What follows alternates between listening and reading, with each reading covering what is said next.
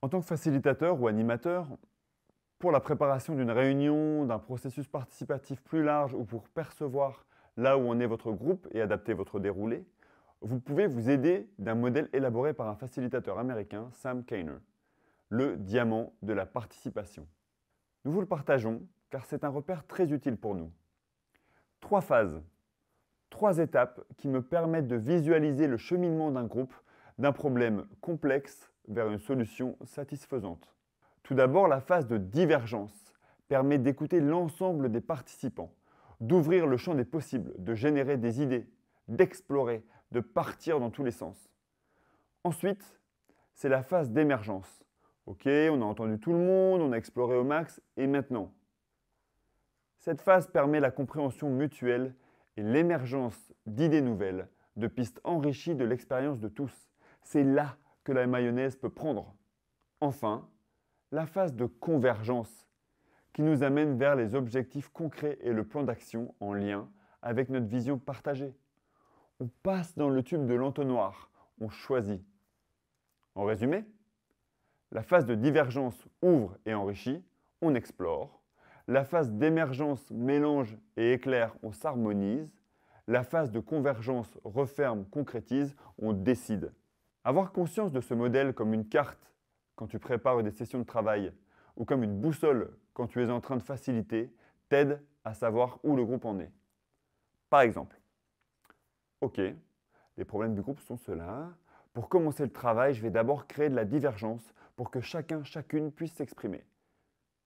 Pour faire ça, je peux utiliser par exemple une session de brainstorming avec des post-it, une séquence de 6 chapeaux ou encore un World Café. Ensuite, pour la phase d'émergence, je peux faire un mind map des idées qui sont sorties et les prioriser. Un chapeau bleu, ou alors avoir une discussion libre, un débat, bref, les aider à synthétiser et organiser les idées partagées. Ensuite, pour la convergence, je peux utiliser un vote à gommette sur les idées qui ont émergé pour voir la tendance du groupe avant de décider, ou alors faire appel à proposition et lancer une gestion par consentement, ou demander si un rôle à l'autorité pour prendre ça en charge. Connaître ces 3 phases aide à se repérer. Par exemple, il arrive qu'un groupe peine à converger, que les discussions soient encore vives, alors que nous traitons des objections. Je me dis alors que nous sommes passés trop vite sur la phase de divergence et que les avis individuels ont encore besoin de s'exprimer, que quelque part, il n'y a pas eu assez d'ouverture. Que faire dans ces cas-là dans mon rôle de facilitateur? Axer résultat, me disant qu'on y est presque, je pourrais serrer la vis et pousser vers une convergence des participants et des participantes, en synthétisant ce que j'entends des discussions et en remettant du cadre, bref, en animant. Axer chemin, je laisserai beaucoup d'espace dans la discussion libre autour de l'objection, être moins cadrant, moins centré sur le traitement de l'objection, car le groupe a besoin de trouver son propre rythme pour s'accorder. Au passage, notez que le traitement d'une objection peut réouvrir un cycle divergence, émergence, convergence. Durant les sessions de travail, à quoi dois-tu faire attention pour chacune de ces différentes phases?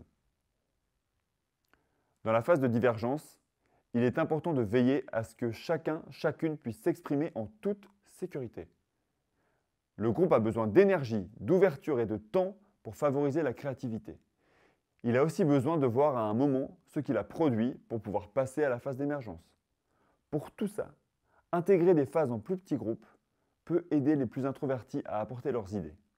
Pendant l'émergence, en reformulant, synthétisant, en posant des questions, tu aides le groupe à intégrer toutes les idées obtenues dans la phase précédente. Tu dois garder et amener de la confiance dans le processus et dans le groupe.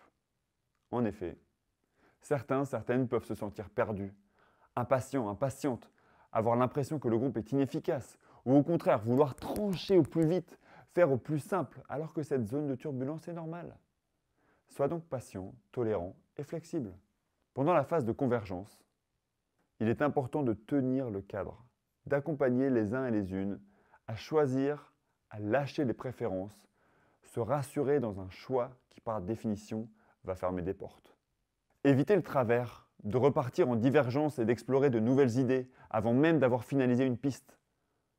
Pour cela, tenir le processus, recentrer sur du concret, sur une solution viable ici et maintenant. Good enough for now and safe enough to try. À tout moment, tu peux nommer la phase que le groupe est en train de traverser. Dire que c'est normal et si nécessaire prendre un temps de recul sur ce qui se vit en ce moment, se mettre en position méta. Cela permet d'amener de nombreux éclairages sur la posture de coopération de chacun et de chacune, sachant que les difficultés ne surviennent pas durant les mêmes phases pour tous les membres du groupe.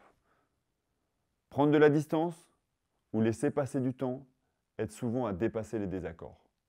Ces 3 phases modélisent de manière simple le chemin emprunté par un groupe s'il garde bien le cap vers une décision. Comme tout modèle, c'est une vision simplifiée de la réalité. Et puis ce n'est pas linéaire. Il peut y avoir besoin de faire plusieurs itérations. Bonne exploration.